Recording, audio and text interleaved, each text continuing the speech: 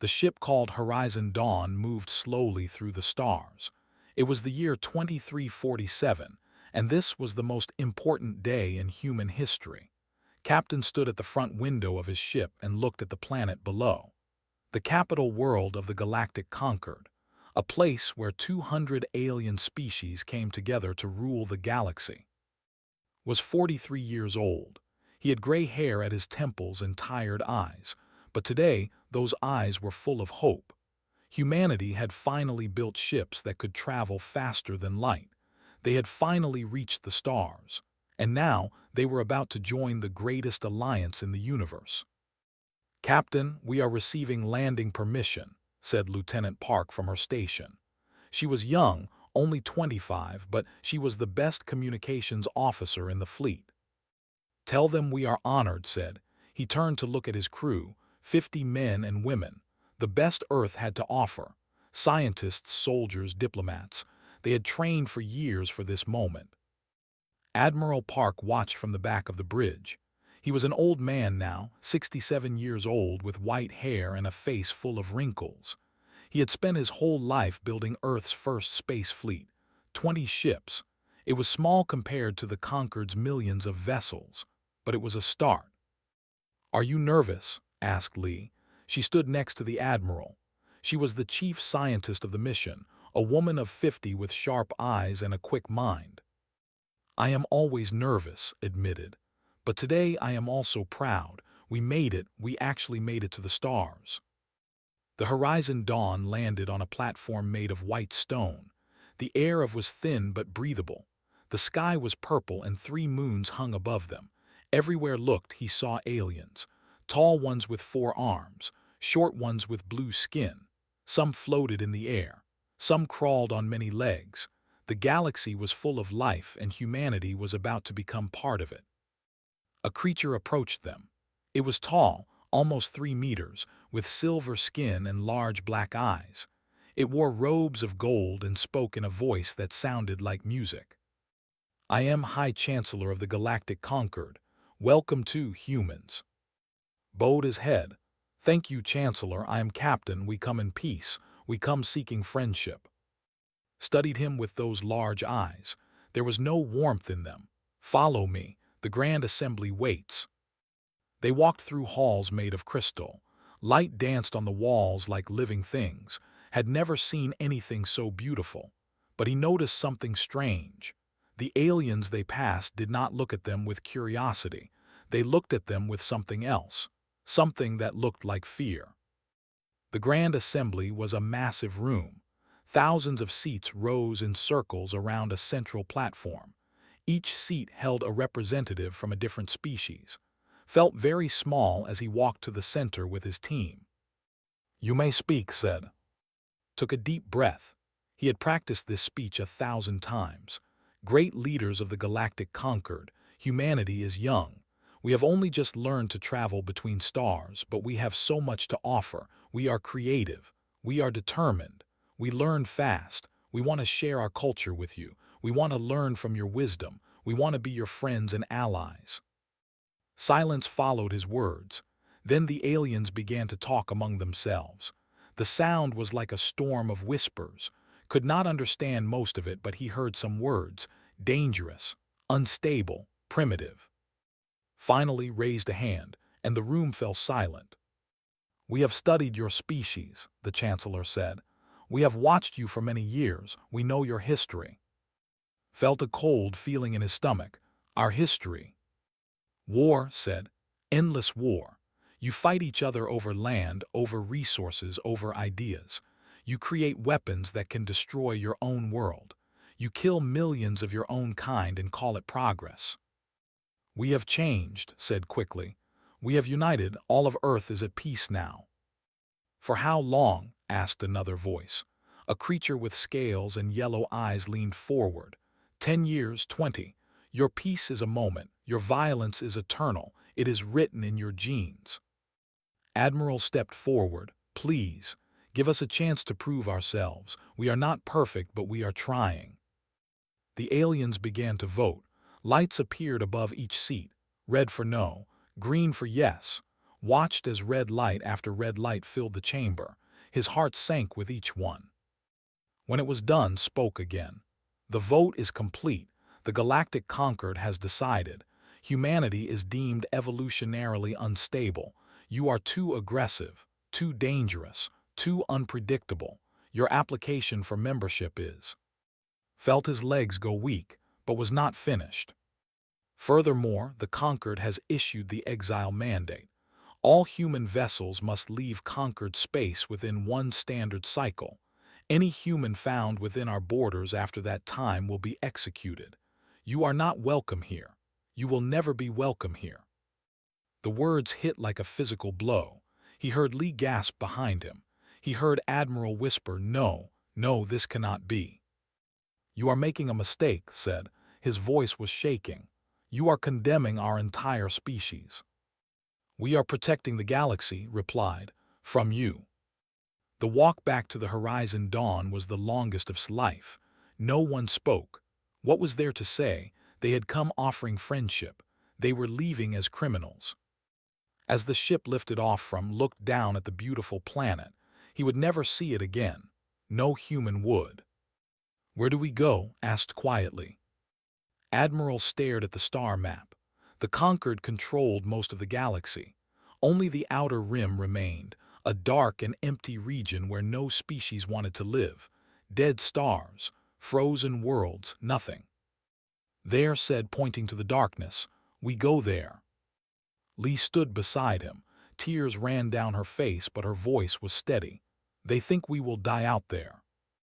"Maybe we will," said, "but we will die free, we will die human." Captain sent one final message to Earth. He told them everything. The rejection, the exile, the darkness that waited. Earth's response came an hour later. It was simple. "We understand. We are with you. All of humanity is with you. We will not give up. We will not surrender. We will find a way." Read the message to his crew. For the first time since the verdict, he saw something in their eyes. Not hope exactly. Something harder, something stronger. Determination. The horizon dawn turned toward the outer rim and flew into the darkness. Behind them, the lights of the Concord faded away. Ahead, there was nothing but cold and empty space. But they were human, and humans did not know how to quit. The galaxy had thrown them away. It would learn to regret that choice. The outer rim was everything the Concord had said it would be. Cold, empty, dead. For the first 5 years, humanity simply tried to survive. Commander Menu stood on the bridge of his ship, the Iron Star, and looked at the scanner. Nothing. Again. They had been searching for 3 months, and every planet they found was worse than the last. "Sir, there is another system ahead," said his navigator, a young man named 3 planets, "but the readings are not good." "Show me," Menu said. The screen lit up. The first planet was a ball of fire. The second was made entirely of poison gas. The third was frozen solid, with temperatures that would kill a human in seconds. Menu closed his eyes. He was 38 years old, but he felt like an old man. Half of his original crew was dead. Radiation storms had taken some. Equipment failures had taken others. Hope had killed the rest. "We keep looking," he said. "We always keep looking." Back on the colony ship New Soul, Chief Engineer Sara worked in her lab. The ship carried 50,000 people, the largest group of humans in the outer rim.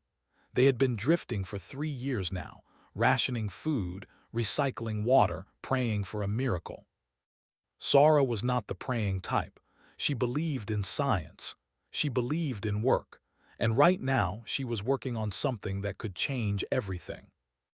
"You need to sleep," said her assistant. He was a thin man with kind eyes and worried face. "Sleep is for people who have time," Sara replied. She pointed at her screen. "Look at this.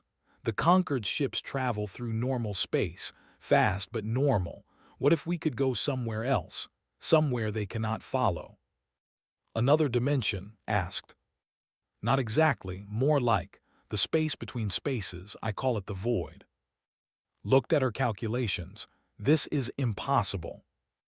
Everything is impossible until someone does it. On the frozen moon of a small group of scientists worked in a tiny base. Doctor led the team. She was 52 years old with gray hair and hands that never stopped shaking, not from fear, from excitement. "We have done it," she said to her team. "We have actually done it." They gathered around her screen. It showed human DNA, but different, changed, improved. "These modifications will allow humans to survive in extreme cold," explained. "Extreme heat, high radiation, low oxygen. We are making ourselves stronger." "Is it safe?" asked one of her young scientists, Moon. "No," admitted. "Nothing we do out here is safe, but it is necessary. The conquered species evolved for millions of years on gentle worlds. We must evolve in decades. We have no choice." The first volunteers for the genetic treatment were soldiers. They knew the risks. Some died in terrible pain, but those who survived became something new. They could breathe thin air. They could resist radiation. They could survive on worlds that would kill ordinary humans in hours. Commander Minu was one of the first to receive the treatment. When he woke up, he felt different, stronger, like his body finally matched his will. "How do you feel?" asked him. "Like I am ready to fight the universe," he answered. Year 10 brought the first success. Minu's ship found a planet that was almost livable. It had air. It had water. The radiation was high, but with their new bodies, humans could survive. They called it New Hope. It was an ugly name for an ugly world, rocky, gray, covered in storms. But it was theirs. 5,000 people landed on New Hope in the first year. They built shelters from stone and metal. They grew food in underground farms. They died in the dozens from accidents and sickness. But more Bobbies were born than people died. Humanity was growing. Sora finally finished her void drive in year 15. The first test almost destroyed her ship. The second test sent the ship to another star system in minutes instead of months. "It works," she whispered, tears running down her face. "It actually works." The void drive changed everything. Suddenly, humans could explore faster than anyone had imagined. They could reach systems the conquered had never mapped. The darkness of the outer rim became a map of possibilities. By year 30, humanity had 12 colonies. Each one was different. Some were on frozen worlds where people lived in heated caves. Some were on volcanic planets where they built cities near lava flows for warmth and energy. Some were on asteroids floating through the void. Admiral Park did not live to see year 30. He died in year 22 on the bridge of his ship, watching a new colony being built. His last words were simple: "Tell them to keep going. Tell them to never stop." Captain became the new leader. He was old now, 65, but his mind was sharp. He created the Council of Humanity, a government that connected all the colonies, democracy in the darkness, unity in exile. "We are no longer wanderers," he announced to all the colonies. "We are builders, we are the outer reach, and this is our home." By year 50, humanity had claimed 47 worlds. The population had grown from 3 million to nearly 1 billion. The genetic treatments had become standard. Children were born already adapted to their harsh worlds. Doctor died in year 48, surrounded by the third generation of modified humans. They were taller than old humans, stronger, more resistant to everything the universe could throw at them. "Are we still human?" one of her students asked before she died. Smiled, "We are more human than ever. We are what humans were always meant to be, survivors." Sora improved the void drive again and again. By year 50, human ships could cross the entire outer rim in days. They were faster than anything the conquered had. They moved through spaces the conquered could not even detect. "If they come for us," Sora told her engineers, "they will never catch us, and if we go for them, they will never see us coming." Nobody spoke of revenge, not yet. They were too busy surviving, building, growing, but everyone knew the truth. The Conquered was out there. The Conquered had tried to kill them, and one day there would be a reckoning. Commander Minu, now 70 years old but still strong from his genetic changes, stood on the surface of Colony and looked at the sky. Hundreds of ships moved above him, human ships, built by human hands, crewed by human hearts.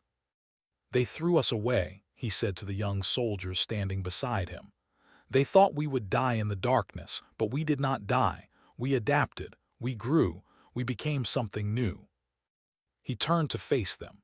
These young men and women who had never seen Earth, who had never known anything but the harsh worlds of the outer reach. "You are the future," he told them. "You are humanity's answer to the galaxy. One day we will return to conquered space, not as beggars, not as refugees, but as equals, maybe more than equals."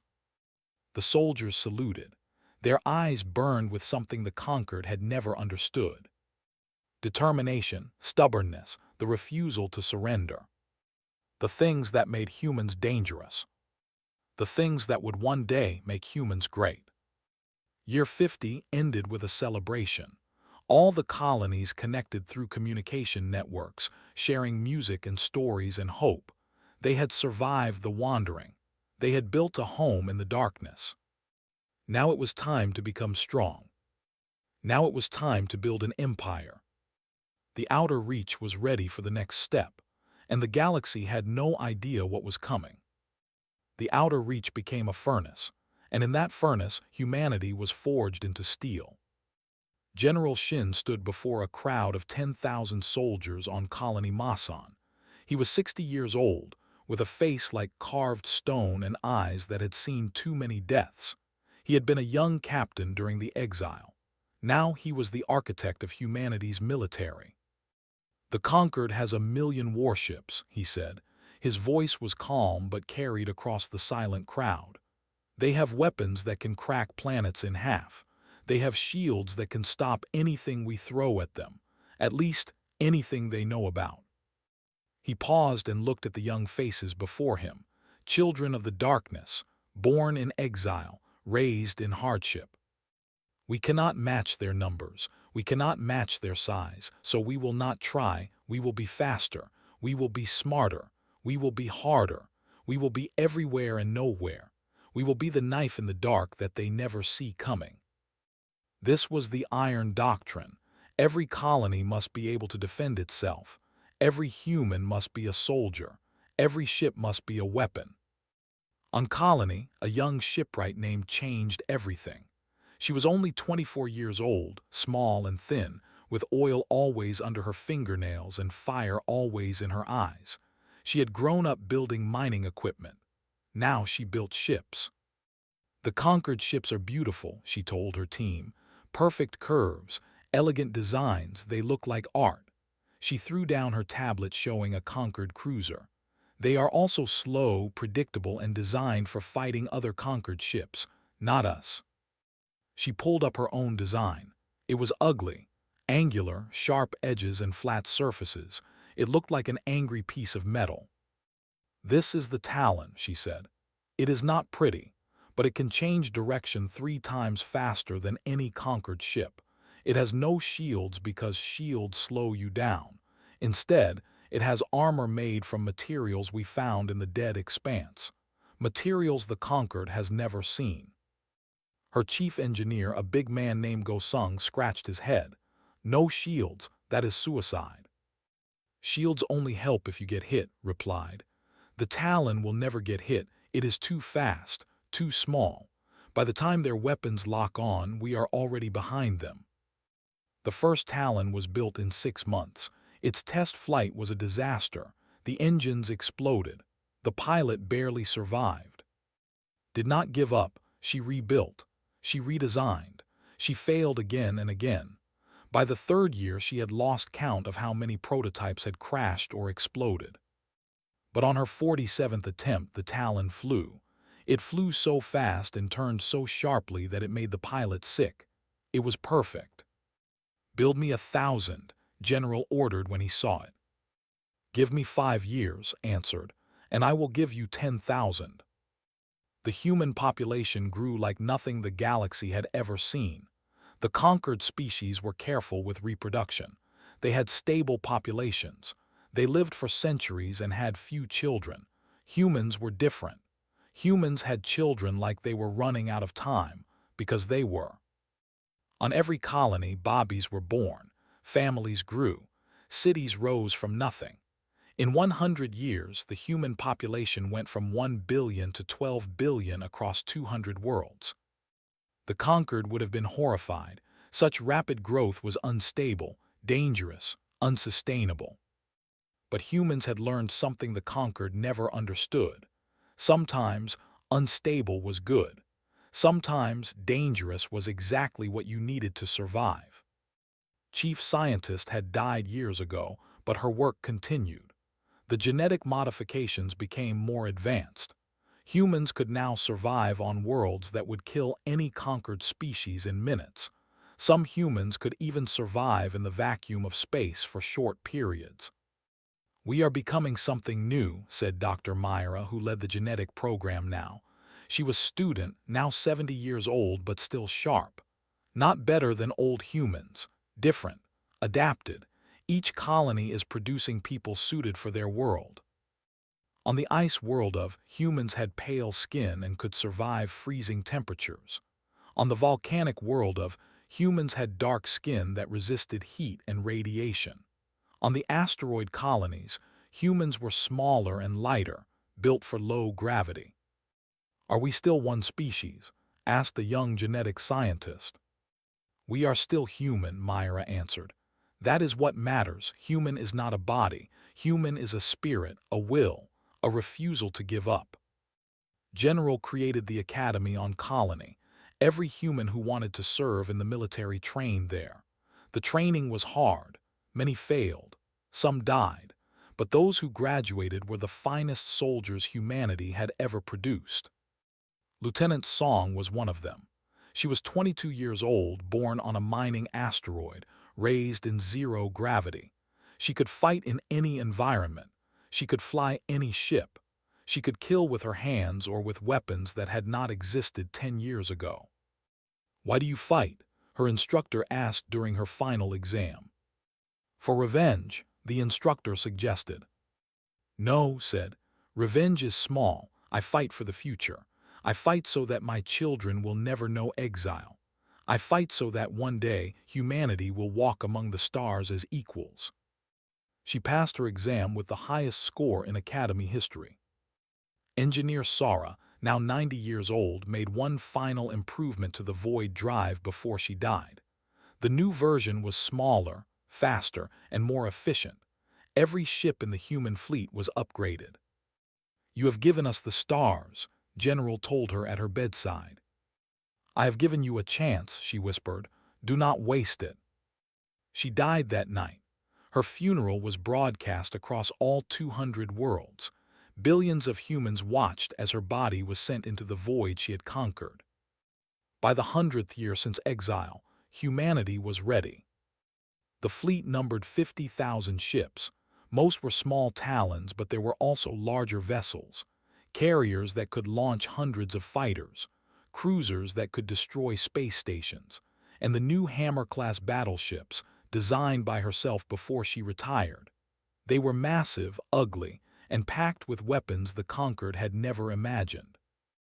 General, now 160 years old but kept alive by genetic treatments, gave his final address. "We did not ask for this fight," he said. "We did not want to be warriors. We wanted to be friends. We wanted to share. We wanted to learn. The conquered refused us. They called us dangerous and threw us into the darkness." His voice grew stronger. "They were right about one thing. We are dangerous. Not because we choose violence, but because we refuse to die. We refuse to surrender. We refuse to accept that our species has no future." He looked at the officers gathered before him. "One day soon someone will test us. They will see our colonies and think we are weak. They will attack us. And when they do, we will show them what humans are capable of. We will show them that the darkness did not break us. It made us stronger." The officers saluted, They were ready. Humanity had spent 100 years in the forge. They had suffered. They had lost. They had nearly died 1,000 times. But they had also grown. They had built. They had become something the galaxy had never seen before. A species forged in exile. An empire born from rejection. A power that would one day shake the stars. The conquered still thought humans were primitive. They still thought the exile had solved the problem. They had no idea that in the darkness they had feared, humanity was rising. And soon, very soon, the galaxy would learn the truth. The humans were coming, and nothing would ever be the same. The attack came on a quiet morning on Colony. The colony was home to 8 million people. It sat on a world of red rocks and thin air. The humans there had adapted to breathe the weak atmosphere. They had built beautiful cities in the valleys and farms on the plateaus. They thought they were safe. They were wrong. Captain O was eating breakfast when the alarm sounded. He was 35 years old, tall and lean, with a scar on his cheek from a training accident. He commanded the 7th Fleet, 12 Talon fighters and 1 cruiser called the Hammer's Edge. "Report," he said as he ran to the command center. 30 ships dropping out of normal space, his second officer lieutenant said. Her voice was calm, but her hands shook slightly. "They are." Felt his stomach turn cold.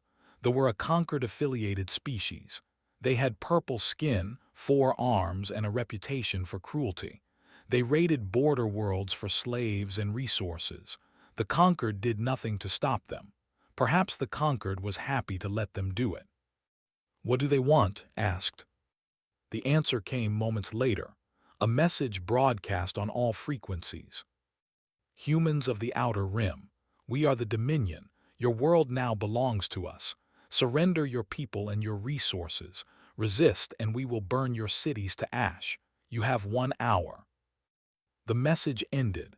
In the command center, nobody spoke. 30 ships against 12 fighters and 1 cruiser. They had battleships the size of mountains. They had weapons that could level cities from orbit. "What are your orders, Captain?" asked. Looked at the screen.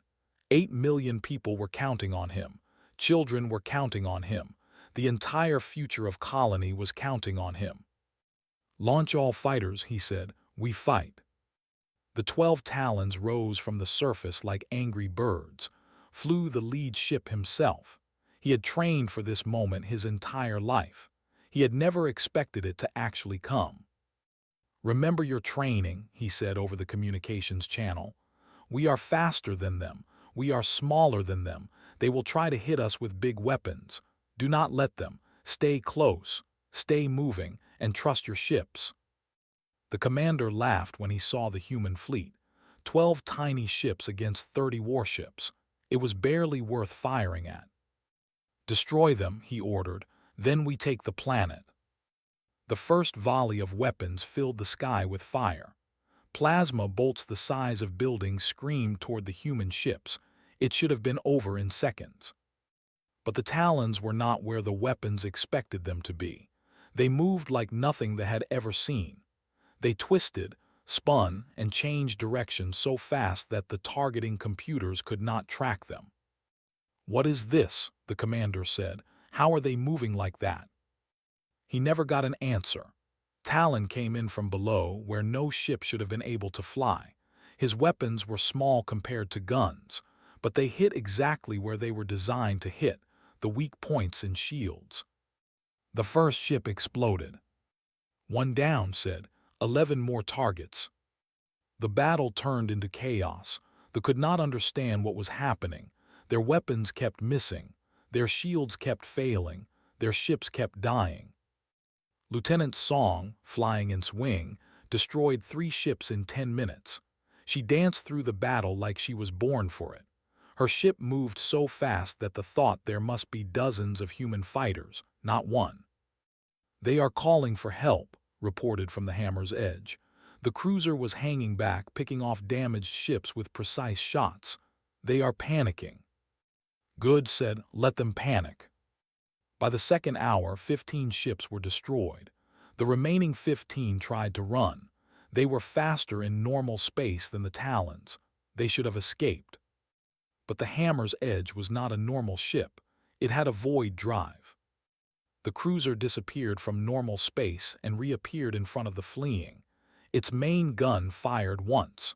The largest battleship broke in half. "You cannot run," broadcast to the surviving ships.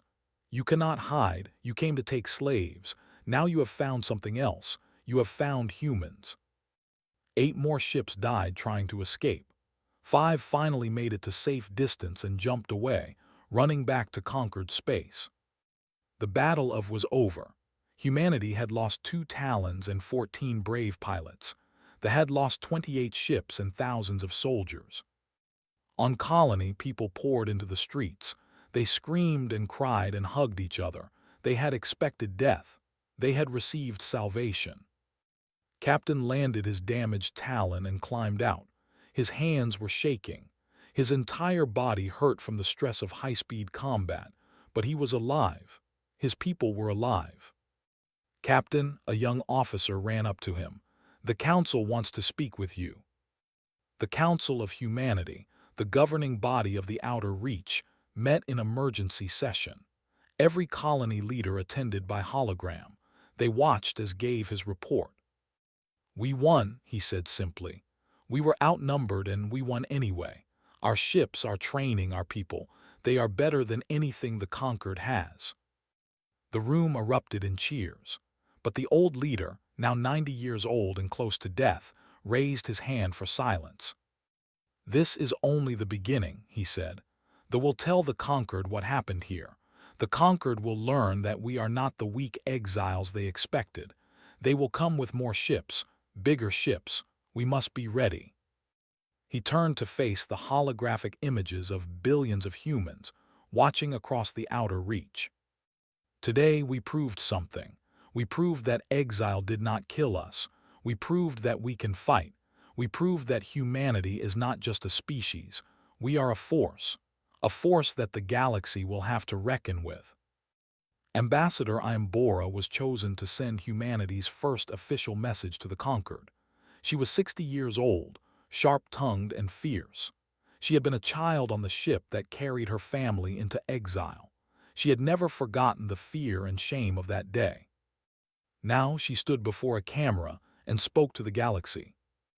"This message is for the galactic conquered, for the species who judged us, for the leaders who exiled us, for everyone who thought we would die in the darkness. We did not die. You cast us into the void. We made it our home. You called us primitive. We became something new. The Outer Reach belongs to humanity.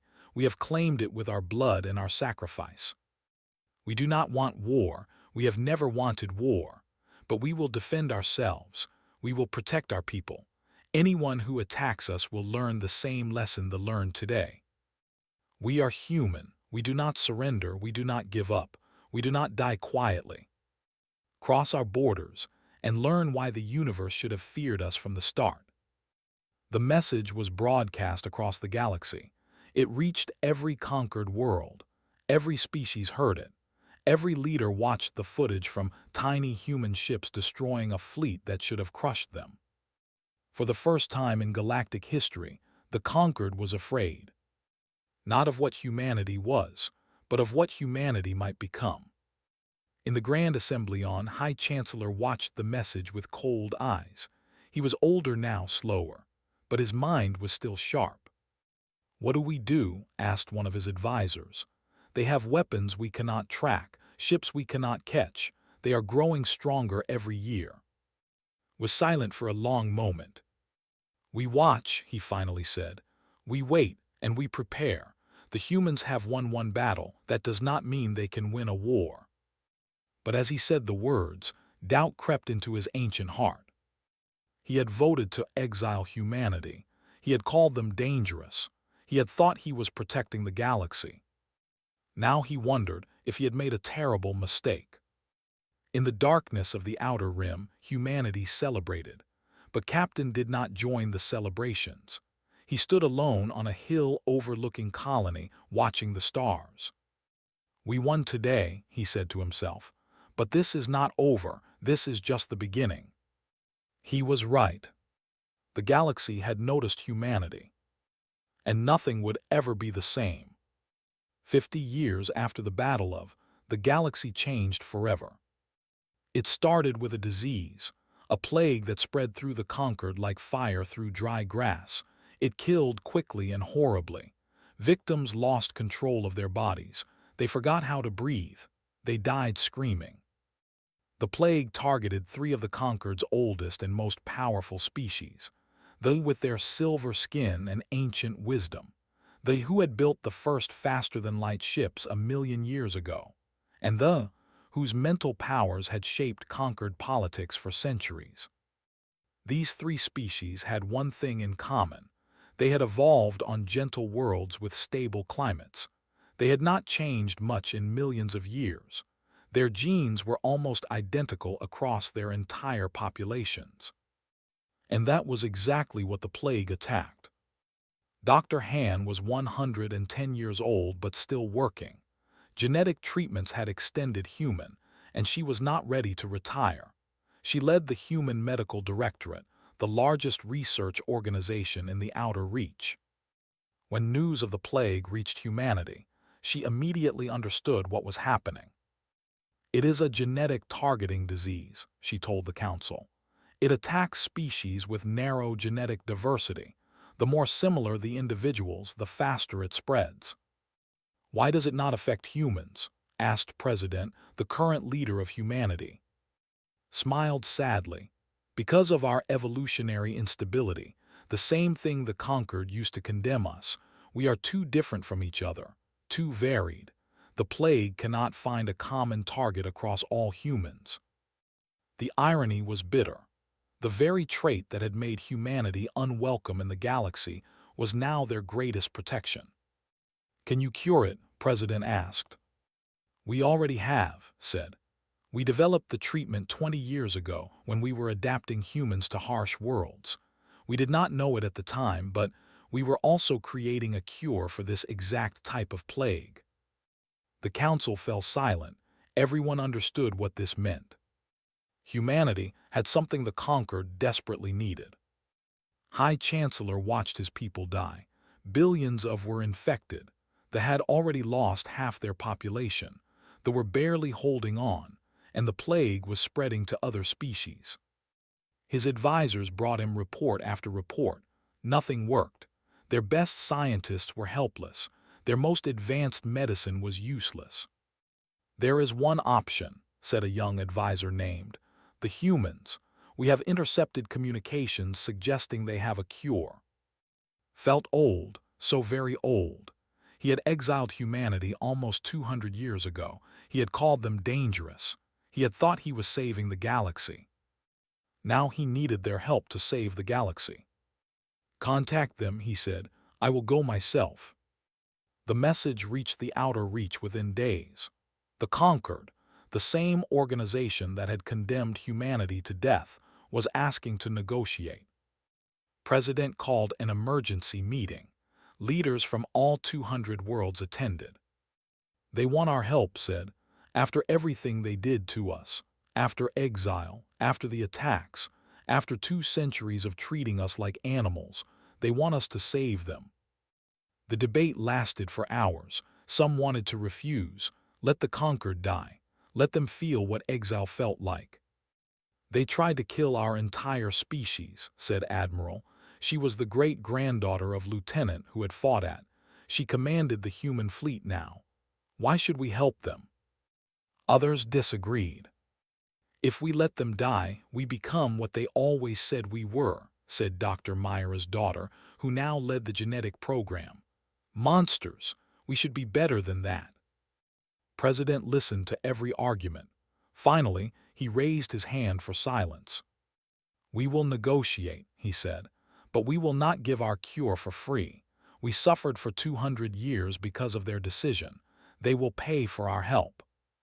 High Chancellor arrived in the Outer Reach 3 weeks later. His ship was the finest the Conquered had ever built. It looked like a palace made of light. It was escorted by 50 human warships. had never seen human ships up close before. They were ugly things, sharp and angular with no beauty at all, but they moved with a speed and precision that made his stomach tight. "They have improved since," one of his guards whispered.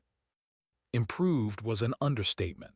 The human fleet was now 100,000 ships strong.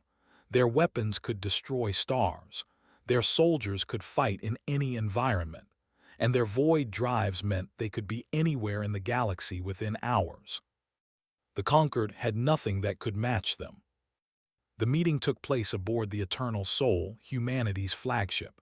It was a massive ship, 3 kilometers long, carrying a crew of 50,000. President welcomed in the central hall. The Chancellor looked around at the human officers surrounding him. He saw no fear in their eyes, no respect, only cold calculation. "Thank you for meeting with us," said. "I know our history is difficult." "Difficult," President repeated. "You condemned my ancestors to die in the darkness. You called us dangerous and unstable. You treated us like a disease to be contained. Difficult does not begin to describe our history." Felt shame for the first time in centuries. "I made a mistake. We all made a mistake. I see that now." "Do you?" Leaned forward.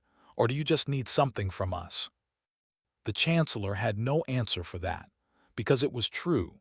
If not for the plague, the Conquered would never have come here. They would have ignored humanity for another 1,000 years. "What do you want?" asked finally. "Recognition," said. "Full recognition of humanity as an equal species. No more exile mandates. No more treating us as criminals for existing." Nodded. "Granted." "Reparations. Payment for 200 years of suffering. Economic aid to help our colonies develop." "Granted," said again. What choice did he have? "And seats on the Grand Assembly. Not 1 seat, 3 seats. Equal representation with the founding species." This made pause. The founding species had ruled the Conquered for millions of years. Giving humans 3 seats would change the entire balance of power. But as he hesitated, Doctor spoke up. "Every hour you delay, 10,000 of your people die. How many will die while you think about politics?" "You would extort dying billions?" asked. President smiled. It was not a kind smile. "You condemned our entire species to death. We simply survived. Now we are offering you the same chance. The difference is, we are actually giving you a choice." Looked at the humans around him. They were not bluffing. They would let the Conquered die before giving up their demands. And he could not blame them. "Granted," he said, "all of it granted." The cure was delivered within a week. Human medical ships traveled to every infected world. Human doctors worked alongside Conquered scientists. The plague was stopped. Billions of lives were saved. The news spread across the galaxy. Humanity, the exiled species, the dangerous primitives, had saved the Conquered. And they had demanded nothing unreasonable in return. Just recognition, just equality, just a seat at the table. Some in the Conquered were grateful. They saw humans differently now, not as monsters but as survivors, as heroes. Others were angry. They felt humiliated. They hated that humanity had gained so much power. But it did not matter what they felt. The agreement was signed. Humanity was officially part of the galactic community. Ambassador I.M. Bora, now 110 years old, attended the ceremony on. She stood in the Grand Assembly where her people had been condemned. She watched as President took his seat among the founding species. "How does it feel?" asked a young human diplomat beside her. Bora thought about her childhood, the fear of exile, the decades of wandering, the friends she had lost, the battles she had witnessed. "It feels like justice," she said. "Not revenge, justice. We proved them wrong, not by destroying them but by being better than they expected, by being better than they deserved." President addressed the assembly. "We did not come here for vengeance," he said. "We came here because that is what humanity does. We help, we build, we survive. You threw us into darkness and we built an empire. You tried to kill us and we became stronger. Now we have saved you, not because you deserved it, but because we chose to be better than our worst instincts." He paused and looked at the gathered aliens. "Remember this day. Remember that humanity had every right to let you die. And remember that we chose not to. That is who we are. That is what we will always be. Your partners, your equals, and if you will have us, your friends." The assembly was silent. Then slowly the delegates began to bow, first one, then a dozen, then hundreds. The humans in the gallery stood tall. They had earned this moment. The galaxy would never forget it. And humanity's rise had only just begun.